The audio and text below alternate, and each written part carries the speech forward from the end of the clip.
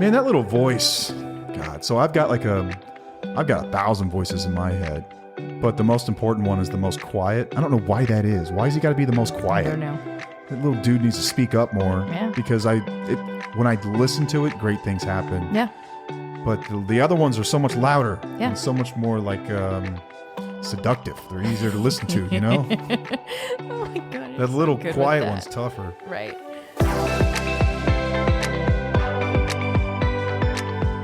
Welcome back to another episode of Till the Wheels Fall Off. I'm Matt. I'm Paige. You have to quit laughing when I'm doing that. No, hold on. Whenever you did that, something fuzzy came out of your mouth. Something came fuzzy? It was like a piece of something. You want to take a small break and get this checked out by a doctor? That was wild. That's the only reason. Okay, anyway. All right, happy to be back. Feels good to be back in the chair here on a, Monday night? I think so. God, I lost track. Recording. Feels good to be back. What's been new? What's new in the life? How are you feeling? You sound a little under the weather. Yeah, I feel like I've got a cold in the summertime. It's a little odd. You got some of that crud. I got some crud. That's the worst. It makes you feel spaced out. Feel and icky. Tired. I'm really tired. The spaced I'm out always part's tired. the What's worst. up with that? Every time we're recording, I'm saying I'm tired. Because the sun's not up? I'm going to stop bitching about that now. The sun's not up, man. You're like what do they call it? Your circadian rhythm is very strong. Circadian rhythm. Yeah, it's like the natural cycles of dark and light when we sleep. Yeah. Melatonin kicks in whenever it gets dark. Your melatonin's super strong. You could bottle that crap and sell it as a gummy. It's my HSP. It probably is, honestly.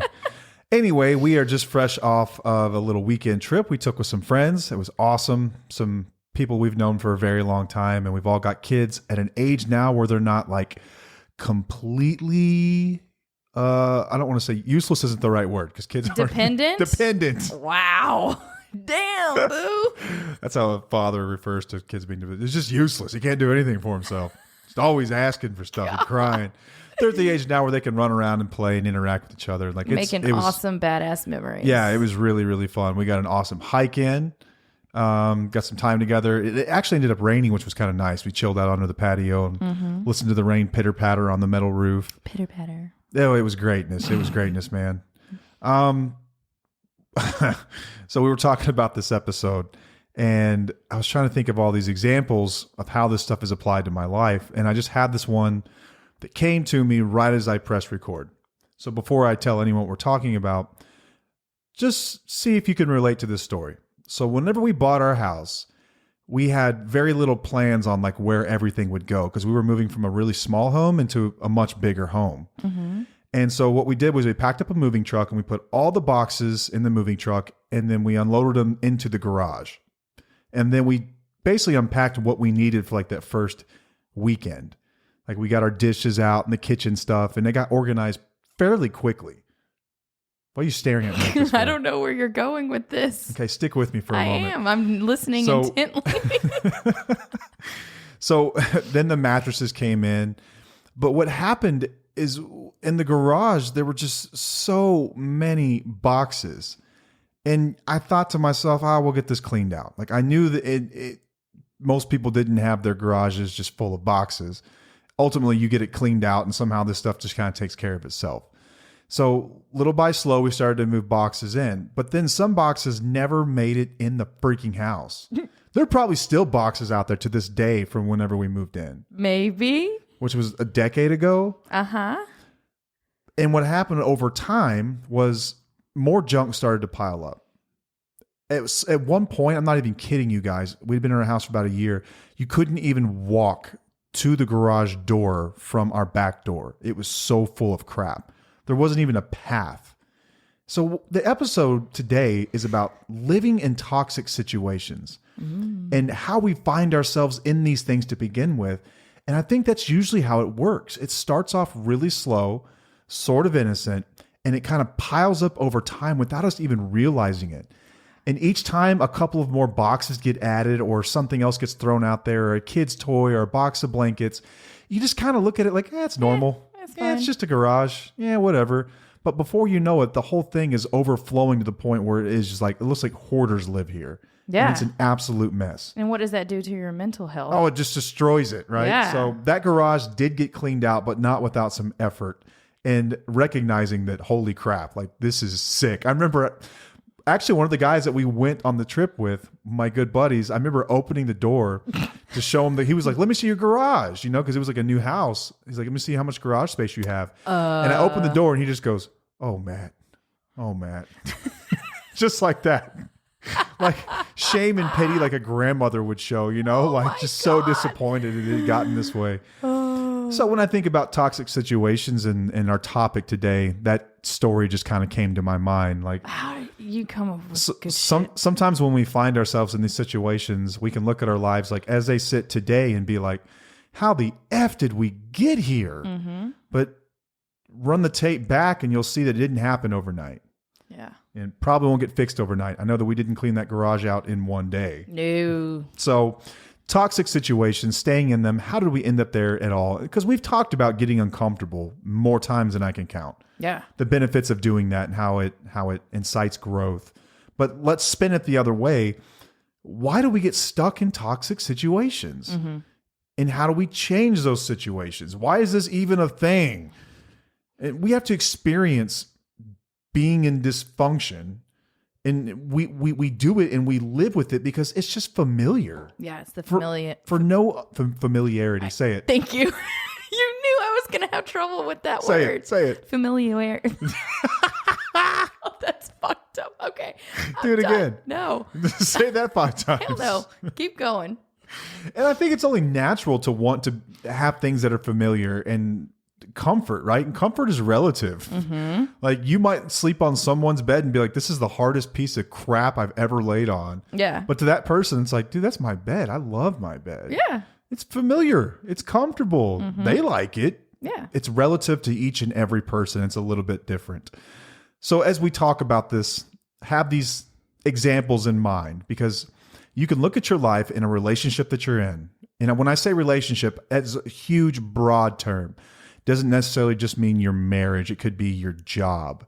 It could be your family, extended family, the norms and the rituals that you guys have.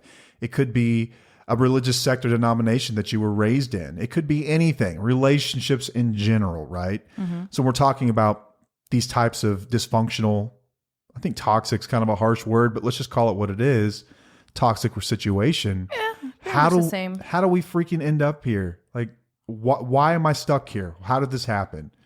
And what are some examples of these? Because I just mentioned a few, but run me through some examples of these toxic relationship type situations. Well, you just hit like 4 of them that I was going to say. I just stole them from you? Sheesh, rude. No, but I'm going to elaborate a little bit because sometimes we don't really realize we're in a dysfunctional situation until we look at it from a different perspective. So let me just give you examples. First, toxic relationships. So they can involve emotional or physical abuse, manipulation, or constant criticism, lack of respect, and an imbalance of power. So one partner may exert control and undermine the other's self-esteem and well-being. This is number one, because this is often what we see. Mm-hmm. When we started the podcast and we started our accounts, it was like, let's put this out there, see what comes back. And this is what came back more than anything, were people who resonated with this message that you were giving, which is, this is what my life looked like. And I never dreamed so many people would be going through the exact same thing and be willing to share it too. This is the number one, is toxic relationships. Yeah, our relationship was toxic. Dang, really? For years. I'm not saying it wasn't, okay? I mean, what do you mean? You don't think we had a dysfunctional relationship? No, it was really Are we going to unpack this right now? No, I think it was really dysfunctional. Yeah. But what's crazy about it is that in the moment, it didn't necessarily feel that way. No, and that has been part of my story that I've shared multiple times, is that I was comfortable in that discomfort because that's what I knew. That's all I knew. It was normal for me. I didn't know. And that's a theme that we'll carry dysfunctional throughout the episode as well, is that you don't know what you don't know. Yeah, and exactly. What's normal to you is just normal to you. Right. It's not until you get outside. So we're going to help you realize why, or what, you know what I'm saying. Okay. What are some other common things that people unhealthy work environments? Yeah, man. So like workplaces with high levels of stress, or you have lack of support from colleagues or supervisors, poor communication, favoritism, bullying, harassment, or just a toxic company culture that undermines employees' well-being. I think this one is more common than it's ever been. I think there was a time in American culture where you just went to work, you did your job, and it was understood that it was a transaction. And then I think that over time, employees started requiring more of their employers, and they wanted more of a culture. Like the idea of culture, it wasn't discussed in business rooms 50 years ago. Like in boardrooms, they weren't talking about the company's culture. Like this crap was just, you'd put it on a wall, but no one really ever followed any of it. But I can relate to this one a lot. A lot. Like not necessarily all of the bullet points under it that you just read. Those are just some. It's not all or nothing. A really rough relationship with my profession. Yeah. And you look at it, you complain about it, and then at some point you're like, what am I doing? Oh my God. Yeah. It's just crazy. I think that the Great Resignation back around COVID, a lot of people had this realization. Absolutely. So very relevant to the discussion. Yep. All right. Another one is addictive or codependent relationships. Yep. It's kind of our jam. Yeah. So it's just relationships that revolve around the substance abuse or other addictive behaviors. This is how codependency can be developed, with one person enabling and supporting the destructive behavior of the other, which results in a cycle of dysfunction. Yeah. A cycle of dysfunction. Yeah, we talked about this on the phone when I was on my Yes, way we home from did. the treatment center. I went and spoke at a treatment center tonight, which is always a privilege. He always comes home in a better mood. Because amazing. it's service, man. You're just getting out of yourself and just like volunteering your time. I love it when you go. I feel great when I come back, but we talked about this very thing. Yes. Because let's say that there was 50 people there, 50 of them are dealing with this right now. Yeah. It's very, very common. For sure. What else? All right, we got dysfunctional family dynamics. So these can manifest in various ways. So constant conflicts, emotional or physical abuse, neglect, enabling or harmful behaviors. Enabling of harmful Not behavior. or harmful, enabling of. That happens a lot with parents. Or unhealthy patterns of communication and interaction. I don't think there's ever been a time in our history that a generation has been questioned more about their parenting tactics. Yeah. Than is going on right now. And Agreed. I'm not sure if that's because there's a generation of people that are struggling with mental health, and to what degree that generation's perspective of how to raise a kid plays into that, or if it's a mixture of that along with social media and just the change of natural change in generations. But this one comes up all the friggin' time. All the time. When you look at your family dynamics and what exists within it. And some people have incredible families. Yeah. Like they have no problems whatsoever. This doesn't relate. But I think more now than ever, maybe it's just you hear about it more. Yeah. There are people out there who are struggling with this. Right. With an in-law or a mother, father, or extended family or a grandparent or something like that is just kind of stuck in their ways, and they want you to be okay with abuse. Exactly. They want you to be cool with it, man. It's just the way it is. Deal with it. Yeah. Okay. All right. Now you share. So we're trying to think of some others. So I guess in the extreme version of this, you have like cults, right? Yeah. I am fascinated with cult documentaries. We've been watching some. I'm fascinated with them. Like there was one on Netflix recently about Waco and the Branch Davidians. Now, cult, whatever you want to call them, religious group, religious sect, whatever. It was a cult. They had a leader, David Koresh, who had convinced all these people that he was the second coming, and he had them captivated, and they would do anything that he said. They were extremely loyal, and I'm always just fascinated with the psychology of that. Oh yeah, and on both sides. Yeah. Like what it takes for someone to get there, and then how do you deliver that message as like the leader with a straight face? Yeah, and how do people listen? And but in those types of situations, individuals are often manipulated, and they're isolated from their like original support networks. Right. So it's real easy to, I guess, quote unquote, brainwash them. Yeah. And they're subjected to various types of psychological control and manipulation. Yeah. It's very interesting. It is. So I don't know if anyone's in a cult that's listening to this, but it's not too much different than your marriage, possibly. Just saying. Disorganized or chaotic living environments. We covered this one in the beginning. Yeah. You watch the show Hoarders and you're like, how are they living there, man? Can you believe that? Can you believe that they're living in this? Yeah, that's their norm. These are all the different ways that we can convince ourselves that this is normal. Yeah.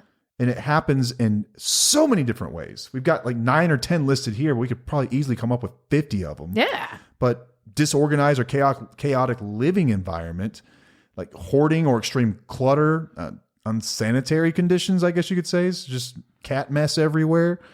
But it's disarray that negatively impacts your physical and your mental well-being. Right. Unhealthy coping mechanisms. So this is a little deeper, I think. Hold on. Can I go back for a second? Yeah. I have a very dysfunctional room in our house. Well, you do. You have that bedroom above us right now. I do. That is just a catch-all. It's catch-all, and it's a guest room that's set up for a guest room, but there are boxes in there of stuff that needs to be either tossed or into storage or donated. If you needed to be a guest of ours, you would be in deep shit. True. You'd be in trouble because you would be nowhere for you to sleep. But I am acknowledging that I have a very dysfunctional situation. We are not perfect, y'all. Nope. Unhealthy coping mechanisms. So engaging in self-destructive behavior like excessive alcohol or drug use, compulsive gambling, eating disorders, anything along these lines that creates dysfunctional cycles that can lead to harm to your well-being, I guess. Yep. Financial dysfunction. Like this one, I think a lot of people live in this too. I mean, I read economic reports as part of my job, and I know that credit usage is up to historic highs, saving levels are at historic lows, and people are strained financially. Some people just live in this all the time. They don't know any different. Yeah. It is, if they miss one paycheck misses and it all comes crumbling down. I mean, a lot of Americans live in that reality, but it is dysfunctional. Yeah. But we can make that okay somehow. Yeah. That's where they're taking acceptance as the answer a little too far. Yeah, a little bit. Staying anxious, depressed, overweight, even when you're miserable. All this stuff is familiar. Like when you're in that, you're familiar with the way that feels, so you're scared to change it. Yeah, we can make lemonade out of lemons. Everyone has the ability to do this. Yeah. But a lot of times we choose to do it with the wrong things. We can take a really dysfunctional living situation, mindset, whatever it might be, and decide, yeah, this is fine. Right. I'm just going to look at the positives. You know that There's meme? nothing wrong. My favorite meme ever is that dog sitting at the coffee table with a cup of coffee and his kitchen's on fire. Mm-hmm. And it just says, this is fine. Oh, yeah. You know what I'm talking about? Yes. This is a summary we use of that. all the time. This is fine. This is fine. Everything's good. We're good. We can make everything cool. If you haven't seen that meme, check it out. Yeah. It's like my favorite. I actually ordered it to get framed via Amazon. It's supposed to be here pretty soon. I'm framing that thing. Oh my God. I'm putting it in my office. I love it. Me. Your office at the office or your office in here? The office at the office. Okay, that's fine. This is fine. This is fine. I We're all love that good. thing. Okay, so we've covered some examples of what these might look like. I hope that one of these has resonated. You could at least relate to it. Right. Why do we do this to ourselves? Right. Why are we stuck in this? Why do we do this? All right, so I'm going to go with a few first. Fear of change. Okay. What does that even mean? Fear of change. Change can be intimidating because you want to stay in a familiar but dysfunctional situation rather than venture into the unknown. It breaks my brain, but I totally understand it. Yeah, me too. Because you worry about the uncertainties and like the challenges that come with making a change. It's hard, y'all. Change is fucking hard. Yeah, right? It is. Pick your hard though. Yeah, pick your hard. Because I know from both sides, it was harder to stay stuck in the dysfunction than it was to make an actual change. Well, not make the change, but like to get to the other side. Mm-hmm. But you don't know that before you start. No. I mean, No. You can live in that filth forever. Yeah. Can you think of anything that you've been scared to change and you stayed in a dysfunctional situation? God, yes. Oh. All kinds of stuff, man. Is this anything you don't like? I feel like I'm you asking me questions and you don't want to answer. Can you? No, I'm just debating if I should answer. No, anything that's simple that anybody else can relate to. Simple stuff? I'm usually pretty good with the simple stuff. It's the bigger things that I really struggle with. Okay, so I'm going to also think about whenever I did want to change my lifestyle of being unhealthy to healthy. I was scared to lose weight. Like who says that? Who's scared to lose weight? I think a lot of people are at the root of it all. Right. I was like, I don't know how my body's going to change. I don't know if I'm going to like it. I'm scared of the challenges that go along with it. But you just do it and it you figure it out from there. But it sounds wild to say it out loud. Like I'm scared to lose weight. Yeah, I'm trying to think of a way to put this that's not going to like, I don't want to compromise anyone else's identity that's been in this with me, but let's just say I have always been the person that ultimately stood up and held up my hand and I said, the emperor wears no clothes. I have said that and I've done that my entire life. Like when I sensed that this stuff was going on, I've been able to say like, this is BS. Yeah. Like even when I was using, like I was ultimately the one that decided I had to do something about it. Absolutely. Like, it's not a flex. Again, it's not a flex. Just kind of intuitively, I've always done that. But in doing that, like I would have said these things years prior, but there's a fear of upsetting the status quo. And there's a fear of like, people are going to be upset with me when I do this. Like people aren't going to like me. Yeah. And that's always been a fear of mine. Like I like to be liked. Who doesn't like to be liked? Yeah. You know? Yeah. So there's always been a fear that if I were to stand up and say something, I was going to upset someone. And so it's easier to not say anything and just go with the flow. Yeah. Because once you do say something, now you got a freaking scarlet letter on your chest. Yeah. And that's tough. Yeah. But your future do self, it anyway, though. Exactly, because your future self will thank you. Okay, another reason why we get stuck in these situations is a low self-esteem. You raising your hand right now? Raising my hand right now. I suffered from that for a long time because we believe that we don't deserve better, or that we won't find anything better outside of the dysfunctional situation. God, man, we hear that a lot. You're right. That's a very common one. Yep. And then it boils down to low self-esteem. Yeah, because we feel like we're unworthy of healthier relationships or environments. And this can go back to childhood or trauma or anything that you've been through. I can't really tell you why we're like that, but it's definitely part of it. Okay, another one is dependency. So some people may rely on these situations for financial support or stability, or it's a sense of their identity. So like, oh, I can't leave him because he pays my bills. Yeah. So I'm just going to deal with all this. Yeah. What was that one movie where the lady took off? I think Richard Gere was in it, maybe. Was he the crazy guy? No. She like faked her own death. Oh, that would be Julia Roberts. Yes, that was a great movie. Sleeping with the Enemy? Sleeping with the Enemy. Is that it? Yeah, that's it. Did you just recently watch that for the first time? No. You watched that when you were younger? I watched that because you watched it over and over and over and over. Yeah, it's a great one. It is a good one. But I think of her. Very true, but she freaking did it. She done it. She did it. All right, another one is emotional attachment. So you can develop emotional attachments to these situations or the individuals that are within them. Because you hold on to hope that things are going to improve, especially if they've had invested like a long time and energy into the relationship. Oh goodness, yes. Yes. Yeah, we've been together for 5 years, man. Like this has to work. Yeah. Like I've put a lot of energy. I see the potential. I can see that potential. Oh, potential. Oh, the potential. Yes, I'm looking at you. Yeah, I know. All right. What else? Lack of resources. We kind of covered it a moment ago. Like financially, I don't know another way. I have to stay here. This is the only job that's going to pay me what I'm getting paid. If I leave, I'm screwed. So I'll just deal with the crap because it's worth the paycheck. Yeah. Or that person's worth the crap because they make a nice life for us. Yeah. That's really common too. Cultural and societal norms. This one is actually more This like one hits. Yeah, this one's like more subversive. Like it's kind of under the surface, but it's always there. Like you just don't get divorced because you just don't do that. Yeah. What do you mean you get divorced? No, it's not an option. You don't get divorced.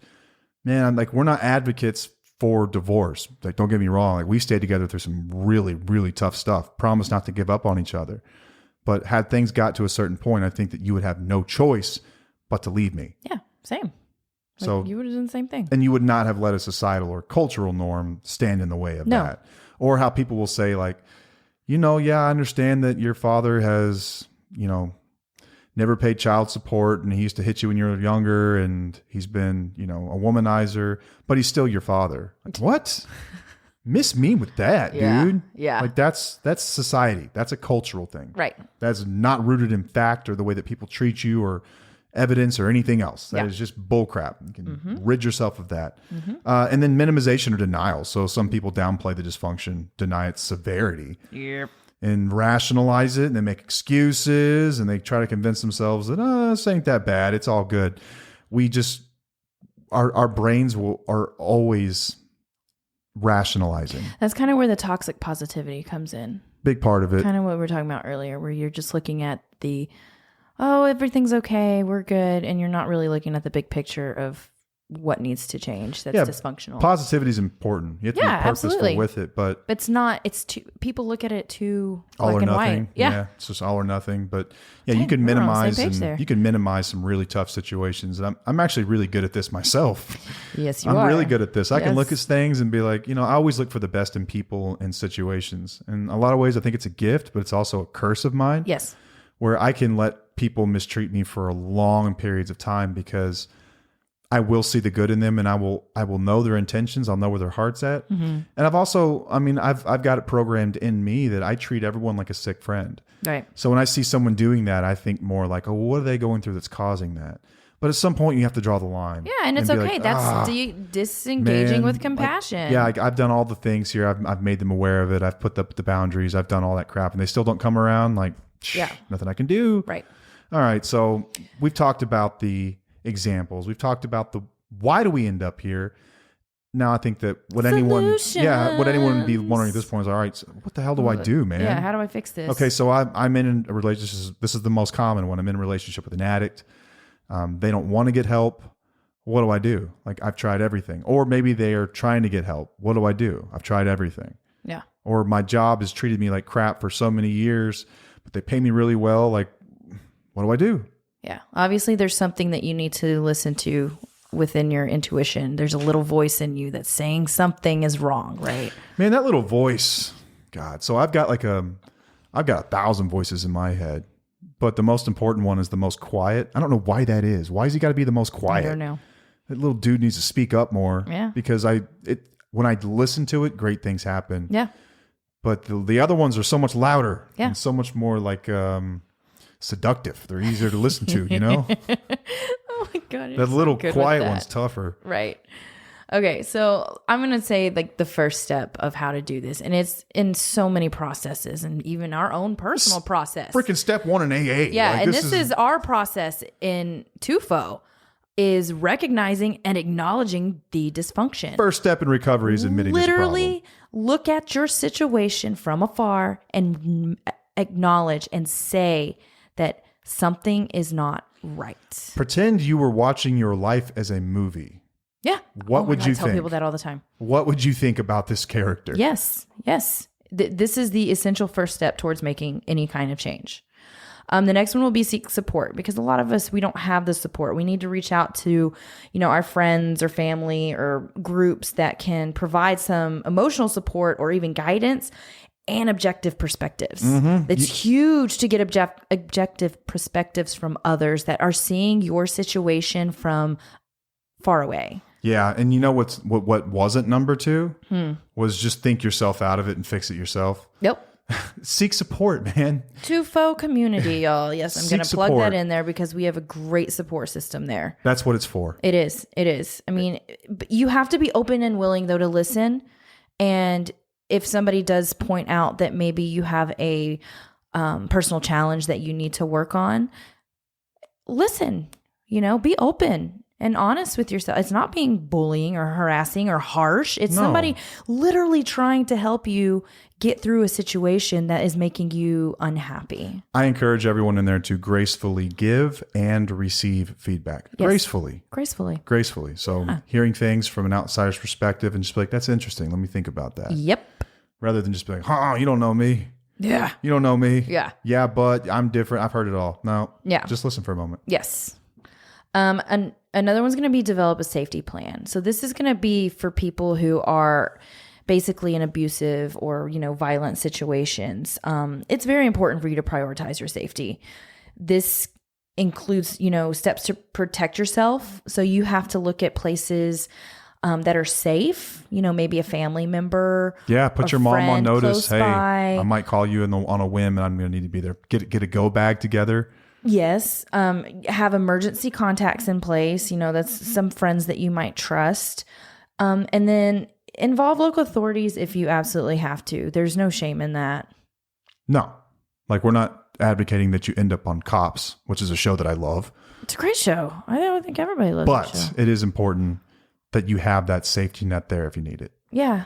So if your situation is tough and you've got abuse in it, that's no joke at all. Develop a safety plan. Prepare yourself. If it's a pattern, it's going to happen again. Yep. And this one's going to be kind of similar to seek support. This is actually just building a support network.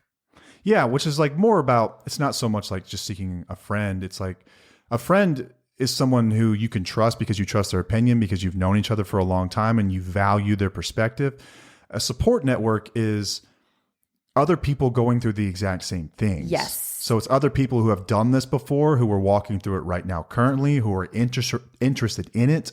And there's a million different, you name it, there's a support group for it. Yeah, and they can encourage you to make the best decisions for yourself. Yeah, you ever see that movie Fight Club? That was my first experience with the 12 steps, actually, was Fight Club. For those of you who haven't seen Fight Club, it's about this guy who, well, I don't want to get too far into it, but there's a part in the movie where he cannot sleep. He has insomnia. And what he finds is that if he goes to 12-step meetings, doesn't matter what they're for, he will cry and embrace somebody else, and then he sleeps like a baby. So he ends up getting addicted to different 12-step groups. And he goes to one for like carcinoma survivors. He goes to one for like broken leg survivors. He goes to one for like men with hair loss. He like men's breast cancer. Like you name it, there's a support group for it. Yeah. That was my first experience with 12 steps though. I was like, I'm never doing that. No way, man. What is that crap? But there are groups for everybody. Yeah. I mean, I don't mean to demean it by any means, but there are support groups out there no matter what it is. Yeah. Like we've got one for people who are trying to better their relationships, better their life. A lot of people who happen to be in codependent relationships with addicts, but it's not just for that. It's sort of all encompassing. I think it's a good place to start, but there are plenty out there that get even more specific than that. Yeah. It can get like super niche. It can get like, people living on Cape Cod with kids under 4 with autism. Like there are probably groups like that. Like they're probably out there. Yeah. Find them and network with those people. You'll find a lot of Be careful with the support. mom groups in your cities, though. Just saying. Oh, they get wild? Yeah. I'm not in them, so why would I know? Okay. Tell me stories. No, I'm not. I have to block and unfollow those groups a lot. Oh, because man. people I are want to hear about the stories. crazy. All right. We're getting off track. Another one is going to be set clear boundaries, of course. We're always talking about that B word. When you establish and communicate your personal boundaries to those that are like involved in these situations, you got to be firm. Like assert what's acceptable and what's not. Mm-hmm. And be prepared to enforce those boundaries and not make it a threat. Yeah. Make sure your boundaries are enforceable, everybody. Because you can come up with all these great ideas for boundaries, but if you're not willing to enforce them, they're basically meaningless. Yep. We talked about this a little bit, but developing an exit strategy, it's sort This of is like going to be different for like just the yeah, I think developing an exit strategy is sort of like the logical way you look at like, okay, what would my life look like if I had to go today? And you have to kind of get, you have to look at the logistics of it, right? Like, where am I going to live? How would I get a job there? Am I going to end this relationship? What would that be like? What kind of people in my life will I lose because of that? Maybe like mutual friends you have. Mm-hmm. Like there's practical aspects of this, like finances, logistics, legal considerations, but start to develop an exit strategy. Start to think about what your life would look like, because those are some of the questions that we can't necessarily answer for you. Yeah. They're very individual. People will come Absolutely. to us like, hey, I want to leave him, but like I haven't worked in 12 years. Like, well, we've got to give that some thought. Yeah. Like really give it some what thought. are your options? Yeah, let's look at your options. Like that's not something that just gets taken care of. This is like important place to like write out pros and cons, right? Yeah, pros for sure. and cons of staying where you are unhappy and leaving. Yeah, what is that? I always screw this quote up. When the pain of change is less than the pain of staying the same, you will change. Right, Is something that like right? that. Yeah. Or is it the other way around? Gosh, I always Well, it screw makes that up. sense because I understood what you were saying. We could just be tired. And usually I'm not good at that. Okay. So I think you got this, but we'll re-listen to this and see.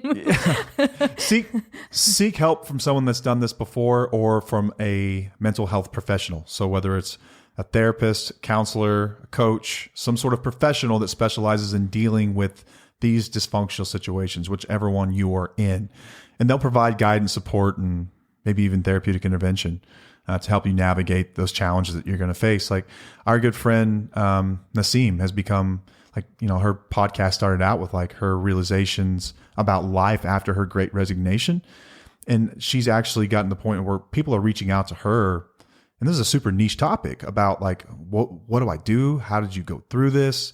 And she's a professional at this point. She's a professional for this. Like, so that it's out there no matter what it is, whether it's career, family, relationships, addiction, you name it. Yep.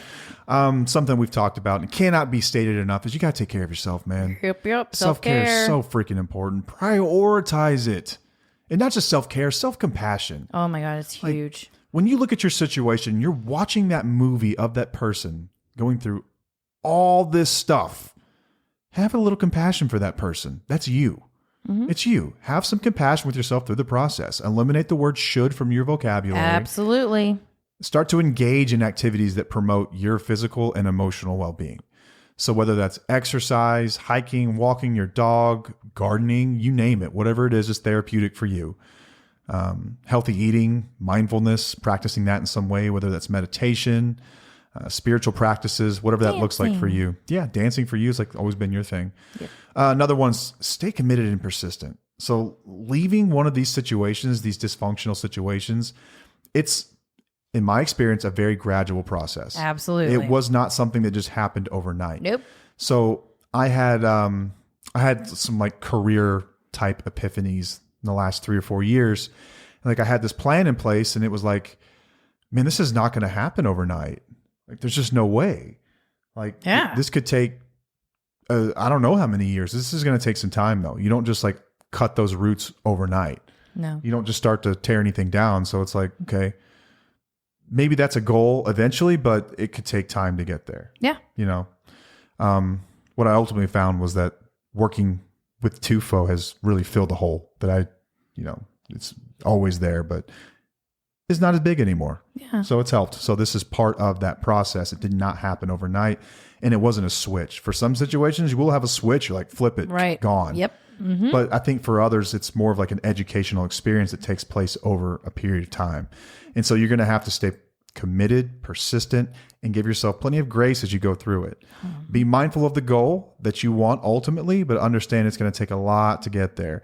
And it'll take a bunch of little bitty steps to get there. Yep. Not happening overnight most of the time.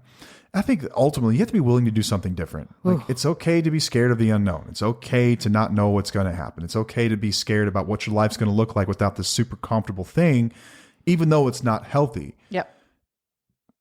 But how are you ever going to know if you don't try it? Mm-hmm.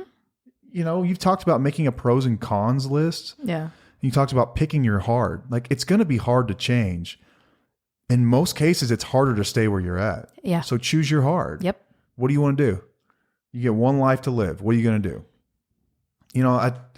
I think that ultimately, like when we talk about change, what gets us to change is pain. I had this good friend who passed away, and he used to always say, time plus pain equals change. If you get in enough pain for a long enough period of time, you will change. And those two, time and pain, are variable too. You can get in a lot of pain for a really short period of time and change, or you can get in a little bit of pain for a really long time to get to change. But I think that the pain piece of it, if you can sort of stir up more pain, you'll change much quicker. Yeah. So if you're in a tough relationship, I'm not saying necessarily poke the bear, but start asking questions. Yeah. And you will get to a place where you're like, man, this really doesn't make sense anymore. Yeah. Like that fight that we just had, I will never let someone talk to me that way. Right. So increasing the level of pain decreases the amount of time, which gets you to change quicker. Or you can just deal with a little bit of dysfunction for a really long time. It's your call, which I've done both. I know how this works, but I tend to side with the pain piece of it. Mm-hmm. When I look at my life and I'm like, I've got to make a change. A lot of times I want to make the change, but I know deep down, I'm just not in enough pain yet, man. Yeah. What's it going to take to get me there? If you want to lose weight, go get some blood work done and see what that looks like. Mm-hmm. See if that gets you in some pain. Yep. If you have these huge aspirational career goals, go talk to your boss and see what they say about your future with the company. That might increase some pain. You might hear, we don't think that you are anything that you say you are, and I'm not interested in promoting you. You can stay right here. That might lead to a decision where you go, that hurt. I'm out of here. Yeah. You know, like you can drum up pain in all sorts of ways. Yeah. You can, I'm trying to think of the word I'm looking for. I can't think of it right now. What's it called when the washing machine like starts moving stuff around? What do they call that? Unbalanced? What do you mean? No, the washing machine where it's like it's stirring up things. It's like I wish I could see my face right now. yeah, you're looking at me like I'm an because I don't idiot. know what the hell you're talking about. Somebody might know. And I'll they'll be think like, about it later. Paige, you're an idiot. You don't know what he's saying. I'll think about it later. But either way, this process will take time. So be patient, give yourself some compassion, and remember that nothing changes if nothing changes. You will remain in this muck. Your garage will remain an absolute mess if you do nothing. That's a fact. Ooh. That's a fact. So the willingness to change your behavior is so important. Just to be willing and open to what that would look like. And we just walked you through a process to get you there. Mm-hmm. We just had 30 different examples of them, the how and the why, or the why and the how, right? Yeah, the why, the how. Yeah. So we've just walked you through it. We've given you a blueprint for it. And I think it's pretty helpful. Yeah. And I know it's easier said than done, but damn, we've done a lot of this. Yeah. So listen to that quiet little voice, the one you don't want to listen to, the one that's so much quieter than all the others. And what is it telling you? Mm-hmm. What is your gut saying? What is your intuition saying? Yeah. And listen and then act. And if you don't know where to start, pop in the community, start asking some questions. We can probably point you in the right direction at the very least. For sure. Okay. Is that it? Does that cover it? Yeah. Guys, still thinking of that word and I can't remember it, man. I'm so past that. You're past it? Yeah, I was on it for a moment and then I changed my brain. It's not aggravate, but it's similar to aggravate. To aggravate the pain, like poke it.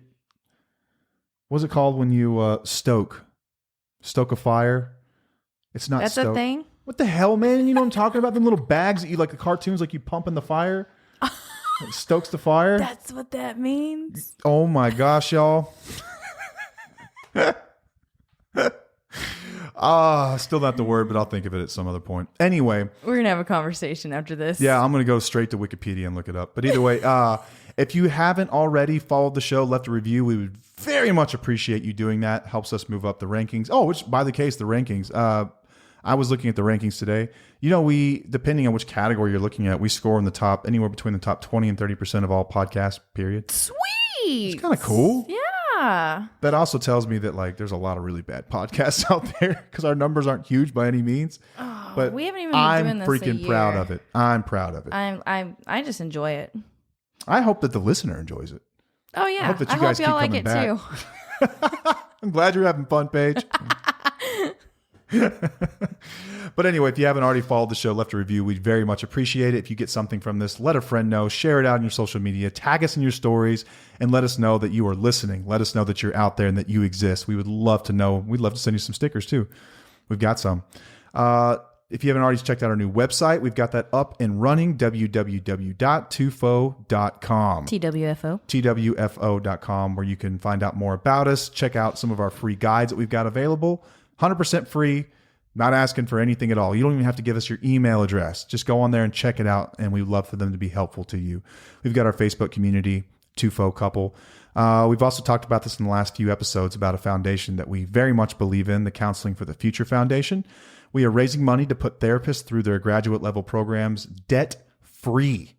So if you know a therapist, if you are a therapist, if you believe in the power of therapy, check us out. counselingfutures.org. You can give a donation there. Doesn't matter how small it is or big it is. Whatever you want to give goes to a great cause. Imagine a world where when you needed somebody, when you needed a mental health professional, a therapist, they would be there. There's not enough of them in the field to meet the growing demand for mental health problems that we have in this country. And in the next 10 years, it's going to get even worse. We have more therapists in school right now to become therapists, and it's still not enough. Do you have to pee or something? Yep. You are bouncing all over the place. So let me just go ahead and get through this. I've been giving you a look. All right. Counseling for the Futures. Oh. You hate it when I have to pee. Oh, she just bounces all over the place, y'all. It's like nerve-wracking. The corner of my eyes, up and down. If you go to our website, at the very bottom, you can find links to all of our social media accounts. We are on everything. I think on just about everything, it's at @Tufo_couple. That's at TWFO_couple. We keep them all pretty well fed. Okay, now you're doing this on purpose. Yeah. What else can we talk about? Thanks. All right. Until next time, I am Matt. I'm Paige. And we'll see you. Bye.